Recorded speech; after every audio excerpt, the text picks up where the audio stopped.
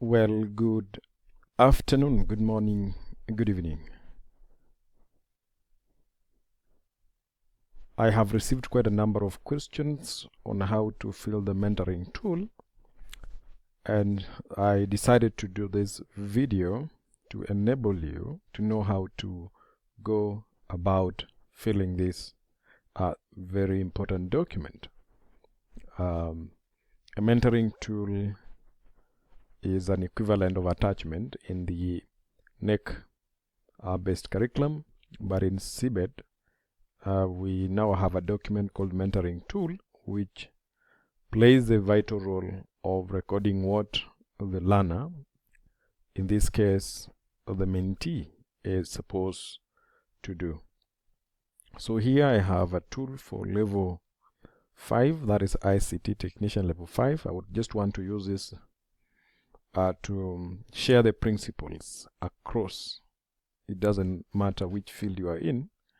What we are sharing here would actually capture majority of the things that you need to know about a mentoring tool. So that is the first page. It has this is the document that comes from TVET CDAC, which is when we say CDAC, we simply mean Curriculum Development, Assessment and Certification Council for technical training colleges. Like we have TTIs, we have TVCs, and also of course we have the national police within this framework. So the next page here is a page that carries the forward. It explains a few things about this body and why we are doing mentorship at the end of our programs. Then you will come to this page, which is now a page of interest. This is the trainees or mentees details. In this level, or in this sheet, you are expected to, one, write your details here. This is the mentee's name. You enter your name here. Then institution registration code. Every institution has been given a unique code. You should be able to enter that one here. So then you have the TVET registration code for the mentee. If you have registered because you've been doing examination, so you'll be able to enter that one at this particular field.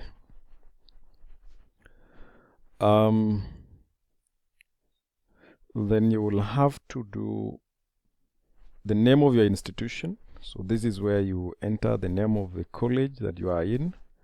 If you are in Shamberere, you will write here Shamberere National Poly. If you are in Kisi, if you are in Siala, the school whichever you are in, so you write here the name of the school and then the physical address of that particular school that you are in, or the college. Then the phone and email address, you will have to indicate them here. Then you will have to tell us when did you start your attachment or your mentoring. We call it the mentorship, actually, not the mentoring, the mentorship. When did you start your mentorship? Then you will have to enter it here. If, for example, you began, or you are going to begin it on 2nd, so the day you start it off, that is when you record it. Then the day you will end, you will record it on this column here. Then you will have to give us the name of the organization. You give us the physical address and the postal address, and then the phone and the number. So you record these ones here for record purpose. Then there is the third page, which is information for users. Those who are playing the role here are specifically the mentor. The mentor is a supervisor. So the mentor has been guided on his or her roles in this particular page. Yeah. So one of the roles is to assist the mentee understand the organization requirements. What are the organization's requirements? Like you are supposed to come with a protective gear. You're supposed to report at this time. You are supposed to do this. You are not supposed to do this. That is the work of the supervisor, who is a mentor, to do. Then assign the tasks to the mentee. He is supposed to give you, as a mentee, what you are supposed to do. And usually we advise trainees that as you go out there, be very careful so that you do not do things that you've not been assigned. Because if in case something happens, maybe an accident occurs, and there is nobody who was around that area in terms of the senior person who assigned you that duty, chances are you might be required to pay for the damages that probably you have caused. So work under your supervisor. Then you have, this is the third point, observing mentee's performance and record areas where the mentee needs improvement. As much as they are recording what we call the areas where you need improvement, they are doing the general assessment. This trainee is able to execute the tasks given, or they are not able to execute the tasks, and then record what needs to be done. They will also be planning with you as a trainee. The supervisor will be planning with you what you will agree in terms of execution. Remember, the areas that you might be required to cover are so wide, and you need to have an action plan on what to do at a given point in time. The mentee has also been given their roles here. Your work, one of them is to complete the assessment tasks assigned to you by your supervisor. You also need to keep the company's information. That is your role as a trainee. If you went to an organization and they are dealing with, let me use the example of those who are doing maybe social work.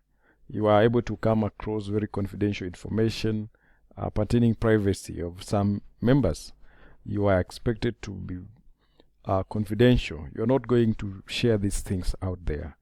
Whichever, even if you are in a garage, if you are working in a factory, you're working in a water supply company, keep their work confidential.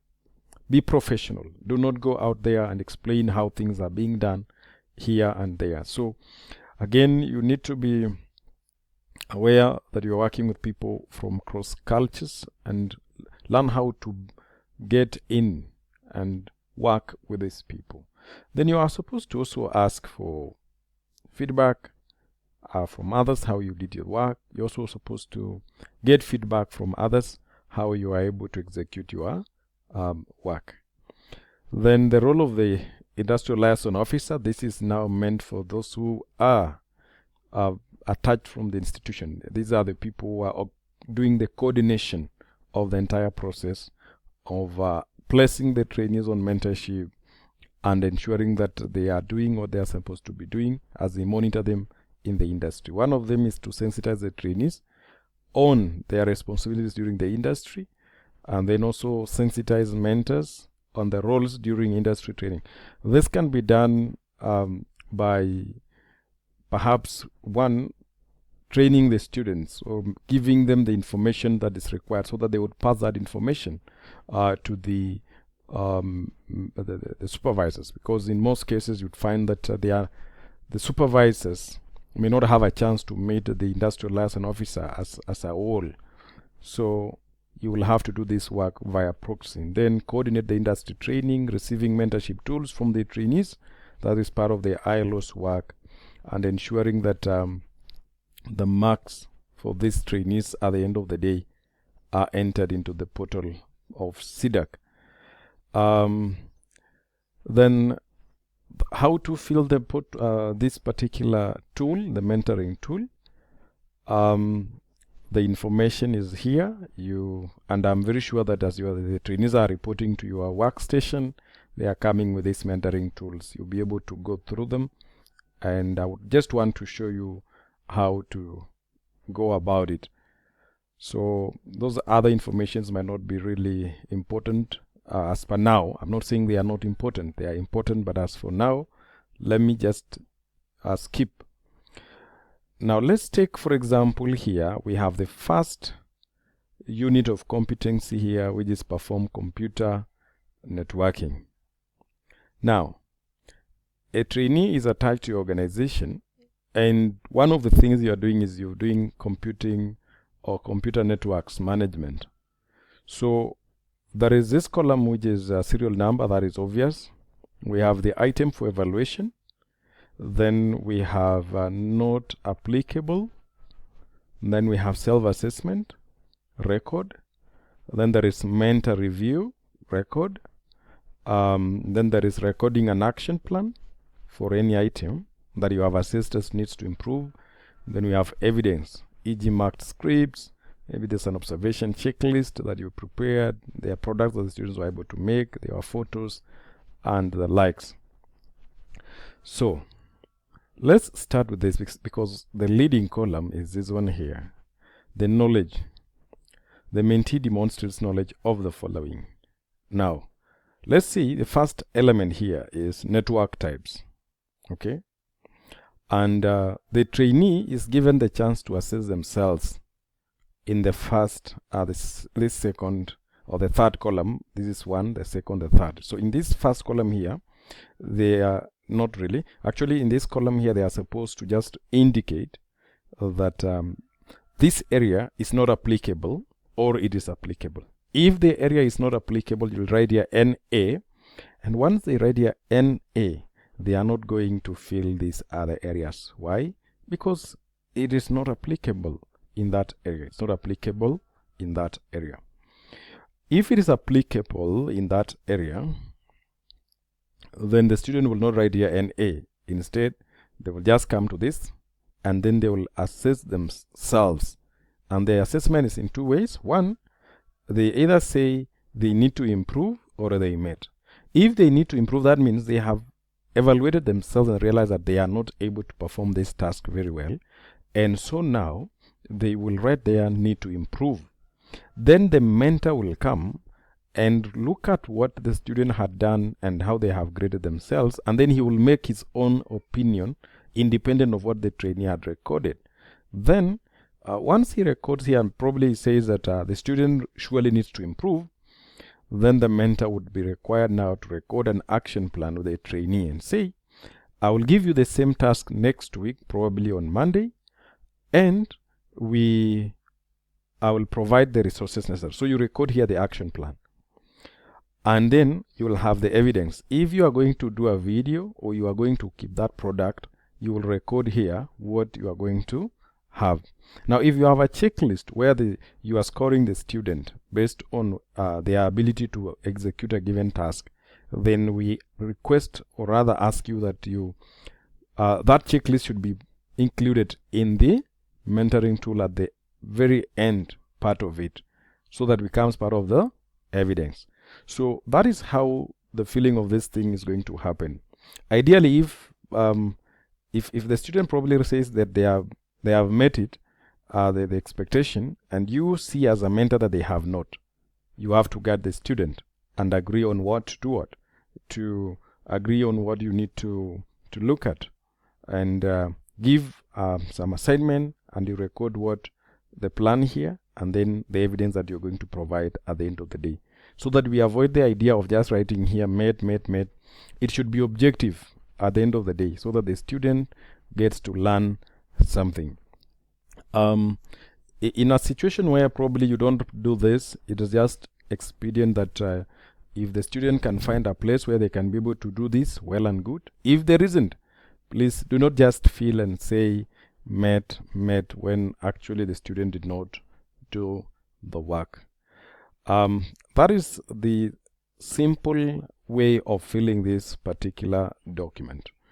So I know it has some kind of a work, but I would recommend that probably you sit down with your trainee at the beginning of the week, and then you will see what you would want to achieve, and then they will do the work. Probably you will need to do the evaluation at the end of the week, so that you avoid the idea of having to do it daily. You can do it after maybe a week, and then they now feel completely. And with that is how you deal with the mentoring tool. If you have any question, you can post it to that particular the comment section, and we wish you the best, even as you support these trainees in their journey to become professionals. Thank you.